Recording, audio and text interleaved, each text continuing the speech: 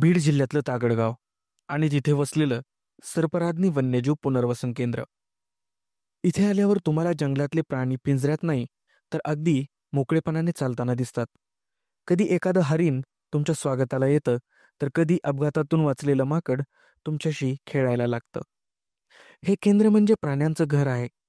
कारण सिद्धार्थ सोनवणे आणि त्यांच्या पत्नी सृष्टी सोनवणे यांनी आयुष्यभराची कमाई, वेळ आणि मन या सर्व प्राण्यांच्या सेवेला वाहून घेतलेलं आहे. त्यांच्या उपचारांपासून ते संगोपनापर्यंत प्रत्येक जीवाला इथे एक नवी संजीवनी मिळते. आज सर्पराज्ञी म्हणजे एक केंद्र नाही, तर दया, संवेदना आणि निसर्गाशी नातं जोडणारं एक जिवंत उदाहरण आहे. आणि हीच आहे वनताराच्या आधीची गोष्ट. आपले विश्व टी व्ही मराठीच्या बोलू का या पॉडकास्टमध्ये स्वागत आहे. हा पॉडकास्ट आज आपण स्टुडिओमध्ये न शूट करता एक अशा ठिकाणी करतो आहे की त्याबद्दल सांगावं तेवढं कमी आहे. कारण इथं प्राण्यांवर उपचार होतात, प्राण्यांचं पुनर्वसन होतं. अशा ठिकाणी आज आपण भेटणार आहोत श्री सिद्धार्थ सोनवणे सर आणि सृष्टी सोनवणे सर यांच्यासोबत मी सचिन नलावडे. आपण या विषयावर आता आपण गप्पा मारणार आहोत आणि जाणून घेणार आहोत की हा जो प्रवास आहे त्या प्रवासाची सुरुवात आणि सध्या चालू असलेले काम याच्यावर आता आपण बोलणार आहोत. सर, तुमचं आमच्या पॉडकास्टमध्ये स्वागत आहे. नमस्कार. आज पहिल्यांदा आपण मोकळ्या वातावरणामध्ये पॉडकास्ट करतोय. इतर वेळी मी स्टुडिओमध्ये घेतो, पण हा पॉडकास्ट करण्याची संधी उपलब्ध झाली ह्याचा खरंच आनंद होतो आहे. तर सर, सर्पराज्ञी या नावापासूनची सुरुवात, सर्पराज्ञी पुनर्वसन केंद्र, तर याची संपूर्ण एकदा थोडक्यात माहिती सांगा की सर्पराज्ञी नेमकं काय आहे आणि ही कल्पना कुठून सुरुवात झाली तुम्हाला? सर्पराज्ञी नाव जे आहे ते बरेच जणांना वाटतं की सर्पाशी काहीतरी निगडीत आहे की काय, परंतु सर्पराज्ञी म्हणजे प्राणी मात्रांची सजीव सृष्टीची आई म्हणून आपण ह्या सर्पराज्ञी हे नाव प्रकल्पाला दिलं आहे. या प्रकल्पांतर्गत आपण काय करतो, जे जखमी, आजारी किंवा आईपासून दुरावलेले जे वन्य प्राणी आहेत यांना इथं आणलं जातं, त्यांच्यावर उपचार केले जातात. ते पूर्णपणे बरे होईपर्यंत त्यांचा इथं सांभाळ केला जातो आणि पूर्ण बरे झाले की पुन्हा त्यांच्या मूळ आदिवासात त्यांना सोडलं जातं. हा सर्पराज्ञी वन्यजीव पुनर्वसन केंद्राचा मूळ उद्देश आहे. आणि हा प्रकल्प सुरू केलेला नाही, तर जसे गरज निर्माण होईल तसं हे काम करत गेलो आहोत आणि ते निर्माण झालेलं आहे. पण प्राण्यांवर उपचार करावा आणि प्राण्यांचा तुम्हाला असणारा छंद, तर ही छंदातनं सुरुवात झालेली, ही सुरुवात तुमच्या मूळ छंदापासून सुरुवात झालेली असं मगाशी बोलताना तुम्ही सांगितलं. तर प्राण्यांवर जेव्हा तुम्ही उपचार करता तेव्हा त्या प्राण्यांना उपचार करण्याची वेळ काय येते, म्हणजे कशामुळे येते? तर नाही, आता विविध कारणं आहेत त्याला. आता कधी रस्ते अपघातात धडकलेले प्राणी असतात, कधी विहिरीत पडलेले असतात, कुठे एखाद्या व्हायरल इन्फेक्शनने आजारी झालेले असतात, असे प्राणी असतात. म्हणजे कुठल्याही प्राणी, फक्त जंगली प्राण्यावरच आपण उपचार करतो, पाळीव प्राण्यावरचे नाही. कारण जे जखमी, आजारी आणि आईपासून दुरावलेले जे वन्य प्राणी आहेत, म्हणजे आईपासून सुटलेले प्राणी बाळ आहेत त्यांचे, अशा प्राण्यांना पण आणतो, त्याच्यावर उपचार करतो आणि ते नीट झाले की पुन्हा त्यांना त्यांच्या मूळ आदिवासात सोडतो. अच्छा, तुम्हाला उपचार करताना भीती नाही का वाटत? नाही, जायचं म्हणल्यानंतर प्राणी सांगू शकत नाही आपण, पण तुम्हाला असं कधी जाणवलंय का तुम्हाला भीती वाटली या प्राण्याची, असं काही झालंय? नाही, बऱ्याच जणांना भीती असते, पण तुम्हाला कधी असं वाटलंय? नाही, कुठलाही प्राणी कसं आहे माहिती आहे का, पहिल्या वेळेस तो अटॅक करतो, म्हणजे मूडमध्येच असतो तो, कारण तो जखमी असतो, त्रस्त झालेला असतो, त्याला माणसांनी छेडलेलं असतं, त्यामुळे तो रागीट होऊन असतो. परंतु ज्यावेळेस आपण त्याला पहिल्या वेळेस पकडतो ते काळजी घेऊनच पकडतो, पण ज्यावेळेस आपण प्रकल्पामध्ये त्याला आणतो, त्याला 2 दिवस ठेवतो, त्याला एक नाव देतो, त्याच्या अंगावरून मायेने हात फिरवतो, त्यावेळेस त्याला ते प्रेम, माया कळते. म्हणजे माणसाला जसं कळतं की प्रेम, आपुलकी जशी कळते तशी प्राण्यांनाही कळते, संवेदनाही त्यांना असतात. सगळ्या, म्हणजे माणूस जसा इमोशनल होतो तसा प्राणीसुद्धा असतात, त्यांना सगळं कळतं. राग, द्वेष, मत्सर सगळं कळतं त्यांचा. आपण राग कळला ते सुद्धा कळतं, त्यांच्यावर प्रेम आपण केलं की तेही त्यांना कळतं. म्हणजे जसं आपण त्यांच्याशी वागू तसं ते प्राणी आपल्याशी वागतात. आपण प्रेमाने वागलं की ते आपल्याशी प्रेमाने वागतात. म्हणून प्राण्यांशी कधीही आपण जेवढे उपचार आत्तापर्यंत केले मी, त्याच्यामध्ये प्राण्याने माझ्यावर कधी अटॅक केलेलं नाही. थोड्या पहिल्या दिवशी फक्त त्यांनी अटॅकच्या मूडमध्ये निर्माण झालेला असतो, त्यांचा मूड असतो तो, की ते धावून येतात, त्यांना वाटतं की याच्यापासून आपल्याला काहीतरी धोका आहे. पण ज्यावेळेस त्यांना कळतं की अरे ह्या माणूस आपल्याला उपचार करतोय, खाऊ पिऊ घालतोय, त्यावेळेस मात्र ते तसं काही करत नाही. नाही, त्यांना ते जाणून येतं की आपल्या याच्यापासून धोका नाही आहे, मग ते नंतर काहीही करत नाही. आणि हा प्रकल्प सुरू करत असताना तुम्हाला नक्कीच बऱ्याच अडचणी आलेल्या असतील, तेव्हा याला कसा प्रतिसाद मिळत गेला आणि म्हणजे तुम्हाला कशी मदत मिळत गेली या सगळ्यासाठी, किंवा तुमच्या म्हणजे ज्या मिसेस आहेत सृष्टी सोनवणे, तर ह्यांचं देखील तुम्ही सांगितलं की लहानपणापासून हे तुम्हाला त्यांचा सपोर्ट आहे, तर ही काय स्टोरी आहे नेमकी? सृष्टी आणि मी खूप बालपणापासून म्हणजे पहिली दुसरीपासून आम्ही मित्र आहेत आणि तेव्हापासून ते माझ्यासोबत आहे. म्हणजे जेव्हा कुठं साप निघला असेल, कुठला प्राणी आणायचा असेल तर आम्ही सोबतच जातो आणि तेव्हापासून ती माझ्यासोबत असल्यामुळे तिलाही ही प्राण्याविषयी आवड आहे. आणि जसं आमचं वय वाढलं त्या वयाच्या नंतर मात्र की असं घरच्यामध्ये लक्षात आलं की बाबा तू आणि ती मुलगी आहेत, वेगवेगळे आहेत आणि तुझं मुलगा आहेस, तुझं लग्न जर झालं तरी तिला प्रॉब्लेम येईल तुझ्यामुळं. मग तुम्ही दोघांनी जर लग्न केलं तर काय हरकत आहे का, असं माझ्या वडिलांनी जेव्हा मला म्हणले तेव्हाच म्हटलं काय हरकत नाही. आणि मग आम्ही लग्न करण्याचाही निर्णय घेतला आणि दोघांनीही लग्न केलं. तुमच्या लग्नाची सुद्धा एक इंटरेस्टिंग स्टोरी आहे, म्हणजे ती पण नक्की आवडेल ऐकायला. नाही आमचं लग्न ते प्राण्यांची संबंधित आहे समजा, ती कशी काय होती स्टोरी? ती स्टोरी अशी होती की लग्न तर करायचं आहे, खर्चही नाही करायचा आणि ढोल ताशा अशा म्हणजे लग्नाची संकल्पना जी असते असे जे असते ते मात्र मला नव्हतेच. कारण पर्यावरणपूरक लग्न सोहळा झाला पाहिजे अशी इच्छा होती आणि खर्चही कमी झाला पाहिजे. मग आम्ही काय केलं की दोघांनी लग्नाच्या अगोदरच आम्ही ज्या वनस्पतींच्या बिया वेगवेगळ्या जंगलात जाऊन फिरून गोळा केल्या होत्या.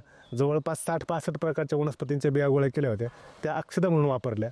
आणि जे आम्ही नीट केलेले जे प्राणी होते, अजगर, धामण, गरुड, घार, वेगवेगळे वन्य प्राणी, हे उपचार झालेले प्राणी आम्ही नंतर लग्नाच्या दिवशी तिथं निसर्गात मुक्त केले. आणि साप म्हणून म्हणजे अजगर आणि धामण, हिने माझ्या गळ्यामध्ये धामण घातल्याने मी हिच्या गळ्यामध्ये अजगर घालून हारांच्या ऐवजी साप घालून असे लग्न केलं होतं. म्हणजे आणि पक्षी दिन आपला 12 नोव्हेंबर जो पक्षी दिन असतो आपला सलीम अली यांची जयंती दिन, तो आमचा लग्नाचा दिवस होता. आणि त्या दिवशी 126वी जयंती होती पक्षी सलीम अली यांची. त्यावेळेस आम्ही वृक्षारोपणही का वराडीच्या मंडळींच्या हाती लावलं. त्या आमच्या लग्नामध्ये ना ढोल ना ताशा ना मंडप ना काहीही नव्हतं. जेवणाच्या पंतरवाळ्या ही स्टीलच्या होत्या, स्टीलचे ताटं होते आणि त्यातच आम्ही जेवण दिलं होतं. लग्नाला लय खूप मोठे माणसंही बोलवलेले नव्हते, थोडेसेच माणसं बोलवली होती की जे की पर्यावरण म्हणजे निसर्गाची हानी पोहोचवणार नाहीत अशा माणसांना. आणि लग्न खूप चांगल्या पद्धतीने झालं होतं. म्हणजे कुठलाही खर्च झालेला नव्हता, एकदम निसर्गपूरक पर्यावरणपूरक असा निसर्ग विवाह तो केला होता. म्हणजे एक आयडियल विवाह आणि खूप चांगल्या पद्धतीने त्याला लोकांनी प्रतिसाद दिला.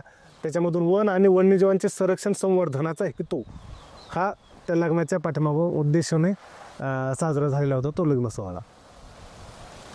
आणि एखादा असा अनुभव आहे का की तुम्ही उपचार करताना तुम्हाला खूप जवळचा वाटला तो, असा प्राण्यांना उपचार करताना, किंवा तुम्हाला असं भावनिक वाटलं, असं कोणता एखादा क्षण आहे का तुमच्या आयुष्यात? कसं भावनिक? भावनिक म्हणजे तुम्हाला असं वाटलं की थोडंसं भावना व्यक्त कराव्याशा वाटल्या, असं कोणता एखादा क्षण पहिल्या वेळेस, सर्वात पहिला क्षण? नाही तसं काही नाही. आता प्रत्येक प्राणी आला आहे की त्याच्याशी नातं निर्माण होतंच, ते भावनेशीच होतं निर्माण. कारण ज्यावेळेस आपण तो प्राण्याला वाचवत असतो ती एक अंतर्मनातून निर्माण झालेली भावना आहे आणि ती भावना प्रत्येक प्राण्यामध्ये असते. म्हणजे एखादा याच्याविषयीच निर्माण झाली असं काही नाही. परंतु एक गोष्ट मात्र माझ्या आजही डोळ्यासमोर येते की मी एक कोण आणला होता, त्याच्या पायाला खूप मार लागला होता, म्हणजे पायच मोडला होता, त्याचं पायचं हाड मोडलं होतं आणि त्याच्यावर मी उपचार करत होतो. त्याच्यावर ज्यावेळेस मी उपचार करत होतो त्यावेळेस त्याच्या पायाचा तोंडाने तो चाटतही होता. आणि मी त्याला ज्यावेळेस उपचार करायला घेतलं, त्याला पट्टीही केलं आणि तो पाय नीट झाला काही दिवसानंतर. आणि ज्यावेळेस त्याला मी जंगलात सोडायला गेलो त्यावेळेस अक्षरशः फॉरेस्टवाले माझ्यासोबत होते. आम्ही ज्यावेळेस जंगलात सोडलं त्याला त्यावेळेस तो कोल्हा पुढं जायचा, 5-10 मिनिट पावलं पुढं चालायचा, पुन्हा पाठीमागं वळून पाहायचा आणि माझ्याकडं तो एक करुणामय नजरेने पाहत होता आणि डोळ्यातून एक प्रकारचे अश्रू वाहतात का काय अशा पद्धतीने तो माझ्याकडे पाहत होता. आणि त्यावेळेस माझ्या डोळ्यातून नकळत अश्रू आले होते की त्याच्यातली जी प्रेमाची भावना होती, करुणेची भावना होती, तो मला सांगत होता की मी चाललोय. म्हणजे आणि मलाही खूप बरं वाटत होतं की आपल्यामुळे एखादा जीव वाचला आणि तो पुन्हा निसर्गात जातोय. म्हणजे तो ऋणनिर्देश खूप खूप भारी होता तो. कारण सगळे फॉरेस्टवाल्याचे जेवढे होते माझ्यासोबत ते सगळ्यांचे डोळे पाणवलेले होते त्यावेळेस तो क्षण. कारण तो पुढे जातच नव्हता, त्याला मी जा म्हणायचो आणि तो वळून परत पाठीमागं पाहायचा आणि पुन्हा पुढं पाऊल टाकायचं. ही भावना खूप तुमच्यासाठी महत्वाची आहे की एखाद्यावर उपचार करता, तो प्राणी तुम्ही जंगलात सोडता आणि समजा उपचार झाल्यानंतर तो ज्या सुस्थितीत तो चाललेला आहे त्यावेळेस तुम्हाला एकदम खूप खूप तो आनंद, समाधान आणि आनंद कशातच व्यक्त होऊ शकत नाही. इथे इतकं खूप समाधान वाटतं ते. आणि असाच एक प्रसंग आहे तुमचा वानरासोबतचा. तो उपचार केला, तुम्ही परत नेऊन सोडला आणि तो परत तुमच्याकडे येतो. हा तो वानराचा ग्रुप, त्याचं नाव बसंती होतं. बसंती. तर तिला जेव्हा आम्ही सोडलायचा विचार केला, फॉरेस्टवाल्याने आम्ही त्याला सोडलं, त्यावेळेस खूप औरंगाबादच्या तिकडे सोडलं, तिकडून पुन्हा ती आली. त्याच्यानंतर नगरकडे सोडलं. त्यावेळेस पुन्हा तिने ज्या गाडीबरोबर आम्ही घेऊन गेलो होतो त्या गाडीच्या ड्रायव्हरला पाहिलं. त्या ड्रायव्हर बरोबर शेजारीच येऊन बसली ती. तिने ओळखलं. ते पहिले आमच्या कसं शिरूर आष्टी बीड असं म्हणजे गाड्या जे चालायचे ना, तर त्याला त्यांनी ओळखलं आणि त्याच्याबरोबरच ती गाडीत बसून ती शिरूरपर्यंत आली होती आमच्याकडे. परत वापस बस पकडून नाही, जीपमध्ये येते. त्याची ती जीप, तो जीप ड्रायव्हर होता. तो ड्रायव्हरवर दररोज येणं जाणं करायचा. अच्छा, दररोजची गाडी. हा, ते रिटर्न वापस त्या गाडीतच बसून आले होते. मला असं विचारायचं होतं की तुम्ही पती पत्नी दोघंही प्राण्यांवर उपचार करत असताना तुमच्या दोघांची जबाबदारी देखील काय असते आणि प्राण्यांवर उपचार करतानाचे तुमचे अनुभव किंवा तुमच्या आठवणीतले क्षण तुम्ही आम्हाला सांगा. असे खूप अनुभव आहेत माझ्याकडे. त्यातलाच एक अनुभव सांगते. आपल्याकडे एक गरुड होता. तो गेवराईवरून आणला होता. तर तो जरा जास्तच माझ्या लाडाचा झाला होता, कारण का तो खूप जखमी होता. त्याचे पंख म्हणजे कोणीतरी तोडून ते टाकले होते काट्यावर. तो आणल्याच्यानंतर माझा एवढा लाडाचा झाला की आणल्यावर मी त्याचं नाव नुवा ठेवलं. नुवा ठेवल्याच्या इतकंच मी त्याची काळजी घ्यायची. स्वतःच्या मुलाची जशी घेतो त्या पद्धतीने काळजी घ्यायची. म्हणजे त्याला रोज भरवायचं, ते करायचं. आणि तो मोठा होत गेला. तो वयाने मोठा झाला पण बुद्धीने छोटाच राहायला लागला. म्हणजे जसं लहानपणी लाड पाहिजे तोच लाड माझा मोठा झाल्यावर पण पाहिजे असं करायचा तो. की रोज त्याला मी भरवायचं. तो मोठा झाल्याच्या नंतर त्याला स्वतः खाता येत होतं पण तो खात नव्हता. की तूच भरव. मी त्याला असं भरवायचे आणि डोक्यात आलं असं मारायचे की तो खुश व्हायचा. मग एखाद्या वेळेस जर असे पाहुणे कोणी आले तर मला काही काम असलं की मी याला म्हणायचं, सिद्धार्थला तू भरव. तर ह्याने भरवलं की तो खातच नसायचा. याने बळजबरीने भरवलं की तो खायचा आणि हा बाहेर निघला की उलटी करून टाकायचा. मग मी ते भरवायचे. जर कोणी पाहुणे असे आले आणि आपण त्याचा पिंजऱ्यात पहिला त्याची ओळख करून नाही दाखवली की आणि दुसऱ्याकडे जर गेलो की तो रुसायचा की आपल्याला काहीच बोलू देणार नाही. एवढा गोंधळ ते करायचा की मग आपण परत त्याच्या पिंजऱ्याकडे जायचो. त्याची ओळख सांगायची. ही नुवा पण नाही म्हणायचं, ही आमची लाडाची नुवा असा परिचय सांगितला की तो खुश व्हायचा. एवढा खुश होऊन मग तो चांगला राहायला लागला. नंतर मग तो मोठा झाला तरी पण मला भरवच म्हणायचा. मी म्हणायची मग आता तू मोठी झालीस ना, आता तू खाल्लं पाहिजे. नाही पण तूच भरव. असंच आम्ही त्याला मग सयाजी सर इथं आले, त्यांच्या हाताने सोडलं. 14 दिवस तो बाहेर राहिला आणि 15 म्हणजे असं आम्ही पिंजरे साफ करत होतो आणि समोरचा गेट उघडा राहिला. तो परत आत येऊन बसला. परत 5-6 महिने आम्ही त्याला सांभाळलं आणि देवराईत आम्ही पालवणला त्याला सोडायचं ठरवलं. पण त्याला सोडायचं म्हटलं की माझा बीपीच वाढायचा. कारण का मी एवढे लाडात त्याला वाढवलेलं. माझ्या डोक्यात त्याला हा म्हणला ना की आपण नुवाला सोडू. नुवाला सोडायचं म्हटलं की माझ्या डोळ्यात पाणी यायचं आणि वाटायचं माझी एवढं लाडाची नुवा बाहेर ही जगू शकेल का, हे असं करेल का. खूप वाईट वाटायचं. पण एका दिवशी हा मला म्हणला, अरे आपण जर याला इथं ठेवलं तर काय उपयोग आहे, त्याच्यात पुढचं पिढी तर वाढली पाहिजे ना. मी विचार केला, अरे मला जर एका रूममध्ये सगळं सुखसुविधा दिल्या आणि ठेवलं तर मी खुश राहील का, नाहीच ना. मला असं वाटेल की मग आम्ही त्याला सोडायचं ठरवलं. त्याच्यानंतर हा गेला, पकडायला लागला तर तो काही येईनाच गेला. मग मी गेले, म्हटलं चल नुवा. त्याच्या लक्षात आलं मला पकडणारच. तर तिथं गेल्याच्या नंतर काहीच हे होईना. मग मी म्हटलं चल नुवा बाळा, काय नाही, कुठं नाही न्यायचं, ये माझ्याकडं. मग ते आलं माझ्या खांद्यावर बसल्याच्या नंतर मग पकडलं आणि त्याला पिंजऱ्यात टाकलं. पिंजऱ्यात टाकल्याच्या नंतर नुवा त्या क्षणापासून इतकी गुपचूप बसली की काहीच बोललं ना. आवाज दिल्याच्या नंतर जे ओरडायचं ते काहीच नाही. तिथं सोडल्याच्या मला खूप वाईट वाटतं. कारण प्राणी माणसावर एवढे विश्वास टाकतात की माणूस तेवढं हे नाही. प्राणी कधीच धोका देत नाहीत, माणूस धोका देतो. मी धोक्यानेच त्याला पकडलं का नाही, त्याने माझ्यावर खूप विश्वास टाकला होता. मी त्याला धोका देऊनच पकडलं आणि आम्ही त्याला ते सोडलं. त्याच्यानंतर खुशी म्हणजे गिधाडाचं नाव. गिधाड आपल्याकडे कधी येईल उपचारासाठी असं कधी वाटलंच नव्हतं. त्याला आणल्याच्या नंतर आम्ही मला एवढा आनंद झाला. हा म्हटलं ह्याचं नाव काय ठेवायचं, म्हटलं आपण ह्याचं नाव खुशी ठेवू. खुशीला पण आम्ही उपचार ते केला, सगळं व्यवस्थित झालं. अक्षरशः खुशी असे मी दुसऱ्या पिंजऱ्यात खायला टाकायला लागली की माझ्या साडीचा पदर असा चुंचीत पकडायची आणि सगळ्यात पिंजऱ्यात माझ्या बरोबर यायची. तिला सोडल्याच्या नंतर ती 1 महिना इथं बाहेर राहिली आणि अक्षरशः मी आवाज दिला, खुशी म्हटलं की ती येऊन तिची तयारी की डोक्यावर बसण्याची, पण तिचं वजन होते खूप असल्यामुळं मला भीती वाटायची की ती डोक्यावर बसली तर लागेल काय म्हणून. ती पण सोडल्याच्या नंतर 1 महिना राहिली इथं आणि जायच्या दिवशी तिने असे 3 प्रकल्पाला चक्कर मारल्या. तर मी याला म्हटलं आज खुशी जाणार आहे. हा म्हटलं नाही ती रोजच फिरती. नाही म्हटलं मला असं वाटतंय की ती सांगते मी चालले म्हणून. आणि ती 3री चक्कर मारली तेव्हा ती गेली. असे खूप अनुभव होते. एक चंद्रमुखी नावाचं घुबड होतं, ते पण असंच लाडाचं, त्याला भरवायचं ते करायचं, त्याच्या डोक्याला मार लागला होता. खूप हे अनुभव होतं. त्यातली त्यात एक तरसाचं सांगते की तरस एवढा, त्याचे दात एवढे तीक्ष्ण, जर त्याने विटाला जर पकडलं तर विटाचा भुगा करतो. आणि आला उपचारासाठी तरस, त्याच्या कमरेला मार लागला होता, त्याच्या पोटात बाळ होतं. तर पहिल्या दिवशी आम्ही त्याच्याजवळ गेलं की ते विटाला असा पकडून त्या भिंतीच्या चावायचा, तर विटाचा भुगाच करायचा. नंतर मग आम्ही त्याचं नाव राणी ठेवलं. 2ऱ्या-3ऱ्या दिवसापासून तर अक्षरशः त्याच्या अंगावरून असा हात फिरवला तरी ते काही करत नव्हतं. मी त्याला आवाज दिला ना राणी की ते फरकटत माझ्याकडे यायचं. म्हणजे खूप छान छान असे अनुभव होत माझ्याकडे.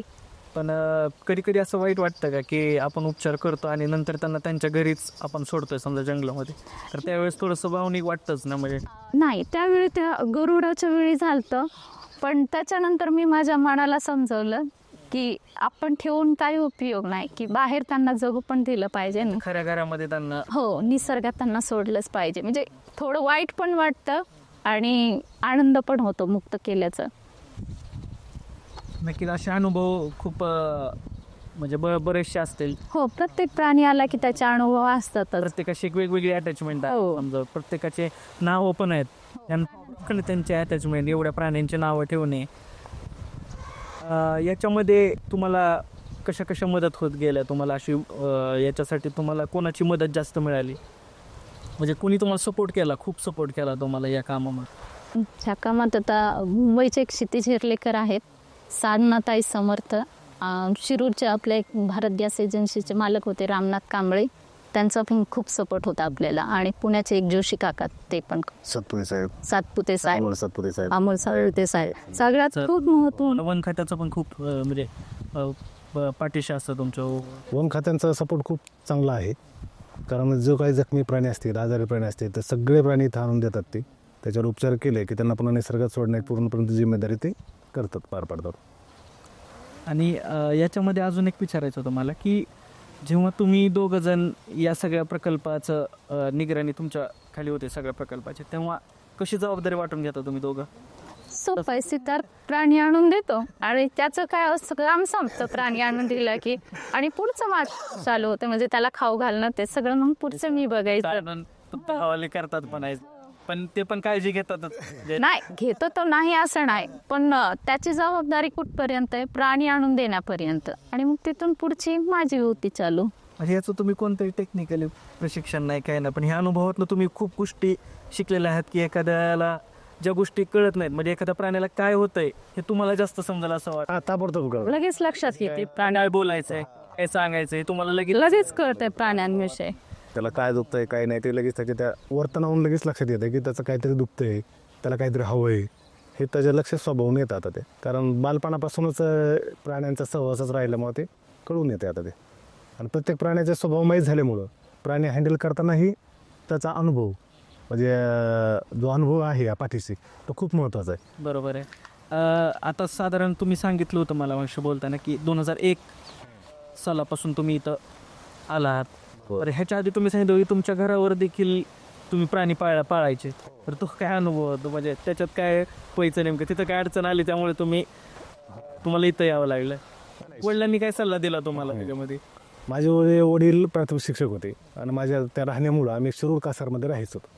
तर शिरूर कासारमध्ये आपलं घर होतं आणि वडिलांनी काय केलं की घर असताना आम्हाला जागा कमी पडायची, मग खालीच जर प्राणी ठेवायचो ना मी आमच्या माणसामध्ये सोबत, तर मग वडिलांनी मला सेपरेट एक रूमच वर बांधून दिली, एक 2 मजली करून दिलं, आणि त्याच्यामध्ये तुझे प्राणी आणि तू म्हणजे साप असतील, जखमी प्राणी असतील, हे तू आणि ते वर बघायचं. परंतु नंतर काय झालं की गल्लीतल्या लोकांना त्याचा त्रास व्हायला लागला. मग गल्लीतल्या लोकांनी काय करायचं की पोलीस स्टेशनमध्ये जा, तक्रार कर की बाबा आम्हाला त्या प्राण्यांचा त्रास होतोय, वास येतोय. हां, परत एखादा साप घरात निघाला चुकून की त्यांना असं वाटायचं की मी बाहेरून पकडून आणलेले साप जे आहेत तेच यांच्या घरातून आज बघ ते आमच्या घरात येतोय. तर मग वडील म्हणले की हे असं जे त्रास आहे त्याच्यापेक्षा तो काय कर, आपलं शेत आहे तागड गाव. मला त्यावेळेस माहीत झालं की आम्हाला आपण माझं मूळ गाव हे मला नंतर कळालं खूप. आणि त्यांनी मग इथं आणलं, दाखवलं मला हे परिसर आवडला. इथं परिसरामध्ये सगळे पारधीच राहायचे, आदिवासी पारधी. आणि इथं कुणीही माणूस वस्ती नाही, काही नाही. पण म्हणले इथं जर तू राहिलेस प्राण्यांच्या हिशोबाने, प्राण्यासाठी चांगलं आहे, तर मग तुला मी इथं शेड करून देतो बाबा. मग त्यांनी मला कोंबड्याच्या खोरड्यासारखं एक शेड तयार करून दिलं. इथं ते मी राहायला लागलो. मग इथंच प्राणी ठेवायला लागलो आणि हा प्रकल्प सुरू झाला. म्हणजे हा काही असं ठरवून केलेली गोष्ट नाही आहे की मला प्रकल्प सुरू करायचा होता, वन्यजीव पुनर्वसन केंद्र स्थापन करायचं, मग प्राणी वाचवायचे, असं काही गरज नाही. की जिथं गरज निर्माण होईल तिथून ते हळूहळू आता हे पिंजरे सुद्धा जशी गरज निर्माण होईल तसे तसे वाढत गेलो होतो आपण. जसं म्हणजे गरजेनुसार पण जशी गरज येईल तसं वाढत गेलो. आणि प्रकल्पाला मदत करणारे माणसं म्हणजे काय, कुणाकडून जायचं मदत घ्यायची अशातली गोष्ट नाही. जे कोणी देईन सो खुशीने आणि निस्वार्थ भावनेतून अशाच माणसाची आपण मदत घेतो. याला कुठलेही शासकीय फंड नाही आणि भविष्यात घ्यायचंही नाही आहे. फक्त जे काय आहे ते निस्वार्थ लोकांच्या मदतीवरच चालू आहे प्रकल्प. आणि त्यातून हा प्रकल्प आता इतका चांगला चालला आहे की लोक याला स्वखुशीने मदत करतात. खूप चांगले मदत लोक आहेत समाजामध्ये. दत्तक पण पक्षी प्राणी आपण काय करतो की ज्याला कुणाला एखाद्या त्यांच्या वाढदिवसानिमित्त, समजा तुमचा वाढदिवस असेल, तुमच्या घरच्यांचा कोणाचा असेल, पुण्यतिथी असेल, त्याच्या निमित्त तुम्ही इतर प्राणी जे आहेत त्याचा तुम्ही दत्तक सुद्धा घेऊ शकता. तुम्ही वर्षभरासाठी घेतं, कोणी 6 महिन्यासाठी घेतं, कोणी 1 वर्षासाठी, कोणी 1 दिवसाचा पालकत्वाचा खर्च इश्यू करतात सगळ्या प्रकल्पाचा. असे प्राणी सांभाळतात लोक, घेतात. मग इथं दत्तक घेतलं सर. मग ते इथलं खर्च दिलं, ते खर्च दिलं दत्तक घेऊ शकतो. हो, वर्षभरात घेऊ शकतो. याच्यामध्ये एक विचारायचं होतं की आता गेली 25 वर्ष तुम्ही करतायत, तसं बघितलं 2001 सालापासून, त्याच्या आधीपासून पण यादा येतो तुम्ही 25 वर्ष होतील आता या ऑक्टोबर कप होतील 25 वर्ष. बरोबर. तर वनतारा जे आहे जामनगरमध्ये, तर त्या वनतारा देखील हेच काम करत आहे. पण असं वाटतं की 25 वर्ष अगोदरपासून तुम्ही हे काम करतायत, म्हणजे ह्याची निर्मिती तसं बघितलं तर वन्य प्राण्यांचं पुनर्वसन म्हणा किंवा जखमी प्राण्यांवरचे उपचार असतील ते तुम्ही इथं करतायत. तर काय फरक वाटतो तुम्हाला, म्हणजे तसं काही वाटतं तुम्हाला की तसं काही नाही आहे, फरक काही नाही. आता हा जो प्रकल्प आहे सरपरांनी हा ठरवून केलेला नाही, हे निर्माण झालेला आहे. म्हणजे नैसर्गिक गरजेनुसार निर्माण झालेला आहे. आता वनतारा हा ठरवून झालेला प्रकल्प आहे थडक्यात, की यांना काहीतरी निर्माण करायचं आहे, एक गोष्ट निर्माण करायची होती, त्याच्यामुळे त्यांनी ते केलेले. आणि ती पण खूप चांगली गोष्ट आहे की जी की समाजामध्ये एक चांगला पॉझिटिव्ह वन्यजीवाविषयी जे आस्था आपुलकी निर्माण वनतारामुळे निर्माण होते. आणि आपला प्रकल्प जो आहे तो ठरवून नसल्यामुळं आपला फक्त उद्देश काय आहे की जखमी, आजारी किंवा यापासून जे वन्य प्राणी आहेत यांचं फक्त संगोपन आणि संवर्धन व्हावं, म्हणजे त्यांना कोणती इजा होऊ नये, तर जर झाले ते उपचार व्हावा, पुन्हा त्याच्या घरी जावं. मूळ उद्देशाचा आहे. निसर्गातले प्राणी निसर्गात सुखरूप जगावेत. आत्ता आपण बघितलं की बिबट्या देखील तुमच्याकडं, आत्ता आपण पाहिला बिबट्या देखील तुमच्याकडे आला होता, तर ते कुठून आला आणि त्याचं तुम्ही काय करताय सध्या, त्याला कशामुळे ठेवलेलं आहे तुमच्याकडे? बिबट्या हा शिरूर तालुक्यामध्ये आहे, इथून पासून जवळच आहे, 15 किलोमीटर गाव आहे. तर तिथं खोलेचेवाडी म्हणून आहे.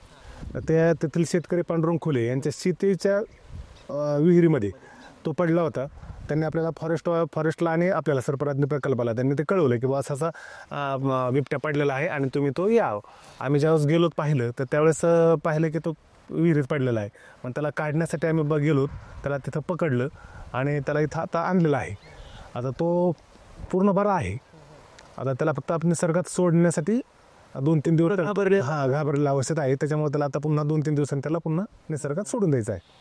आता तो पिंजऱ्यात आहे म्हणजे तुम्हाला परत जंगलात सोडून द्यायला पुन्हा निसर्गाचा. नक्कीच. आता प्राण्यांचं संगोपन करताना आणि त्यांचं पुनर्वसन करताना तुम्ही आता झाडांचं देखील संवर्धन करताय, दुर्मिळ झाडांचं, दुर्मिळ वृक्षांचं. तर ही संवर्धनाची संकल्पना काय आणि यातून आता पुढे तुम्ही काय करताय नेमकं? संवर्धनाची भूमिका म्हणजे कशी, वन आणि वन्यजीव जगले तरच आपण सृष्टीची निर्माण चांगली होऊ शकते. म्हणून आपण काय केलं की कोरोनाच्या काळामध्ये मी, माझी पत्नी आणि मुलगी सरपराज्ञी आम्ही जंगलामध्ये कोरोनामध्ये खूप वेळ होता त्या बिया गोळा केल्या आणि खूप बिया गोळा झाल्याच्यानंतर जवळपास 2 लाखाच्या आसपास बिया गोळा झाल्या होत्या. मग इथले विभागीय वन अधिकारी होते आम्हाला सातपुते साहेब, त्यांना सांगितलं की बिया खूप जमा झालेल्या आहेत, तर आपण त्याची रोपं तयार केले तर बरं होईल. तर सर म्हणले मला की सिद्धार्थ तू काय कर की आमच्याकडे बिया देण्यापेक्षा नर्सरी तू स्वतः सुरू कर. मग त्यांनी इथं नर्सरी निर्माण करून दिली मला आणि त्यातून आम्ही रोपं तयार केली आणि त्यामुळं दुर्मिळ अतिदुर्मिळ आणि सामान्यपणे आढळणारे जेवढे झाडं आहे त्याच्या रोपं तयार झाली. निसर्गप्रेमीनं ते महाराष्ट्रातला उपलब्ध करून दिले. त्या नर्सरीमुळे फायदा असा झाला की एकदम दुर्मिळ असणाऱ्या पांढरा पळस असेल, पिवळा पळस असेल, कोशिंबा असेल, कवशी असेल, असे विविध प्रकारचे जे झाडं आहेत दुर्मिळ होत चाललेले, अशा झाडांना नवसंजीवनी मिळाली. म्हणजे आणि संगोपन पण झालं त्या झाडांचं. तुम्ही मग सांगितलं की पिंपळ आणि बोधिवृक्ष म्हणून, हां, तर ते काय होतं त्याचं? आता बोधिवृक्ष आणि पिंपळ हे जवळपास म्हणजे बऱ्याच जणांना पिंपळ म्हटले कीच बोधिवृक्ष म्हटलं जातं, परंतु बोधिवृक्ष आणि पिंपळ यामध्ये फरक आहे आणि ते एकाच कुलातले आहेत. तर पिंपळाचं पान हे एकदम म्हणजे बदामाच्या आकाराचं, हा पान नाही, थोडासा फरक आहे की त्याचं पान जे आहे ते थोडंसं लांब शेंडा असतो पिंपळाचा आणि बोधिवृक्षाचा शेंडा जो आहे तो बारीक असतो आणि पिंपळाचा चीक जो आहे तो कमी असतो आणि बोधिवृक्षाला चीक हा जास्त असतो. फळंही सारखे, पानंही सारखे, म्हणजे त्याला पिंपळाचीच प्रजाती आहे ती, पण तो फरक आहे. तर त्याचेही आपण रोपं तयार केली होती, तेही निसर्गप्रेमींना मोफत दिले. म्हणजे तुम्ही निसर्गप्रेमींना वृक्ष सुद्धा देता? हा, मोफत रोपं देतो आपण. जे दुर्मिळ आहेत, अति दुर्मिळ आहेत असे रोपं निर्माण करायचे आणि ते निर्माण झालेले रोपं त्यांना द्यायचे. हे सर्व करत असताना आतापर्यंत किती प्राण्यांवर आपल्याकडनं उपचार झालेला आहे किंवा संवर्धन आणि पुनर्वसन किती प्राण्यांचं झालेलं आहे आजवर? आजपर्यंत आपण जवळपास 16,000 वन्यजीवावर उपचार केलेले आहे. 16,000. तर त्याचा रेकॉर्ड पण झाला, विश्व रेकॉर्ड पण झालेला आहे आणि त्यातून प्राणी तर वाचलेच, परंतु आपण झाडांच्या बाबतीत जर पाहिलं तर झाडांचे पण आपण महाराष्ट्रातलं पहिलं सांस्कृतिक नंदनवन निर्माण केलं होतं की ज्यामध्ये आपण 30 प्रकारचे विविध वन निर्माण केली होती. नवदुर्गा वन, गणेश वन, पंचवटी वन, सप्तर्षी वन, पंचमहाभूत वन, अशोक वाटिका, रामायण वन, महाभारत वन, रास नक्षत्र वन, ख्रिश्चन वन, बौद्ध वन, असे विविध 30 प्रकारचे वन निर्माण केले होते आणि आजही आपण ते काही जे झाडं उपलब्ध नाही झाले त्यांची लागवड पुन्हा आपण करत आहोत. त्यांना देखील सांभाळण्याचं काम करतो. म्हणजे भारतीय संस्कृतीशी निगडीत असणाऱ्या वनस्पतींची सगळ्यांची लागवड केली आहे की म्हणजे जोपर्यंत आपण आपल्या संस्कृतीचा विसर आपल्याला पडू नये आणि वनस्पतींचाही विसर पडू नये, हा मूळ उद्देश आपण इथं ठेवून निसर्गाचं चक्र निर्माण केलं. निसर्गाचं चक्र म्हणजे वन्य प्राण्यांना राहण्यासाठी देखील हा, त्याचा फायदाही होतो आणि आपल्याला औषधाचा उपयोग होतो झाडांचा, तोही होतो आणि पर्यावरणासाठी जे उपयुक्त आहेत, निसर्गासाठी उपयुक्त असणाऱ्या झाडांचे सगळ्यांची झाड लागवड इथं आपण केलं आहे. खूप दुर्मिळ वनस्पतींची लागवड आपण प्रकल्पामध्ये 8 एकरमध्ये केली आहे. याच्यामध्ये आपण कृष्णवड आहे, बोधिवृक्ष आहे, कवशी आहे, असे विविध वनस्पतींची लागवड केली आहे. आणि आता एक शेवटचा प्रश्न विचारतो की याला तुम्ही आता या प्रकल्पाला किंवा ह्या सगळ्या तुमच्या कामाला आता तुम्ही भविष्य म्हणून काय पाहताय? भविष्य म्हणून तर काय पाहतोय की एक निसर्ग सारखं म्हणजे जसं आहे निसर्ग की त्याचं कधी भरभराट होऊ शकते, कधी कमी होऊ शकतो, तसं आहे. आज आहे, उद्या नाही. म्हणजे प्रकल्प कसा आहे की मी जोपर्यंत आहे तोपर्यंत चलतोय न चलतोय. म्हणजे चलतं म्हणजे कसं की ते आता माझ्यासारखे निर्माण हजारो झाले, ते प्रकल्प ह्या निर्माण होण्याची गरज नाही. बंद पडलं तर चांगलीच गोष्ट आहे, कारण माणसं निर्माण झाली असतं निसर्ग वाचवणारे, प्राणी वाचवणारे, तर अशा प्रकल्पाची गरज नाही पडली पाहिजे, तो बंद पडले पाहिजेत हे प्रकल्प. म्हणजे ह्यांची गरज नाही पडली पाहिजे, कारण माणसामध्ये ते निर्माण झालं पाहिजे. प्रत्येकाच्या समाजामध्ये ज्यावेळेस आपण स्वतःचा मूल ज्यावेळेस आपण घडवतो त्यावेळेस त्याला असं जाणून निर्माण झाली पाहिजे की प्राण्याला वाचवणं हे तुझं आद्य कर्तव्य आहे, निसर्गाला वाचवणं हे तुझं आद्य कर्तव्य आहे, तू ते पार पाडायचं आहे. ही जर मानवाने आपल्या प्रत्येकाने आईबापाने समजा त्या मुलामध्ये रुजवलं ना, तर कुठल्याच प्रकल्प मी सांगतो गरज नाही पडणार.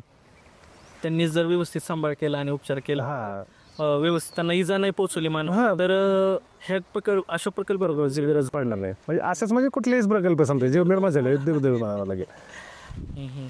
नाही, खूपच तुम्ही खूप चांगलं काम करताय.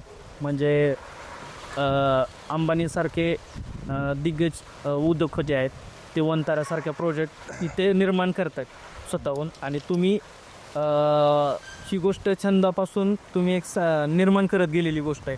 स्वकर्तृत्वावर, स्वबळावर आणि मित्रांच्या मदतीने आणि समजा जे तुमचं हित बघतात त्यांच्या मदतीने तुम्ही हा प्रकल्प निर्माण केलेला आहे. बरोबर. तर नक्कीच आपण अशा एका ठिकाणी आज भेट दिलेली आहे जिथं प्राण्यांचं संगोपन आणि पुनर्वसन होतं आणि त्याचे उपचार केले जातात. तर नक्कीच सर तुम्हाला आणि मॅडमला भेटून आनंद झाला. हा प्रकल्प बघताना देखील आम्हाला आनंद झाला. धन्यवाद. धन्यवाद. आजचा हा तुम्हाला आमचा निसर्गातला पॉडकास्ट जो आम्ही असं एकदम प्राण्यांच्या सहवासात आणि निसर्गाच्या सहवासात आम्ही घेतोय, हा पॉडकास्ट तुम्हाला कसा वाटला हा नक्की आमच्या कमेंटमध्ये सांगा आणि हा पॉडकास्ट जास्तीत जास्त लोकांपर्यंत पोहोचवा. धन्यवाद.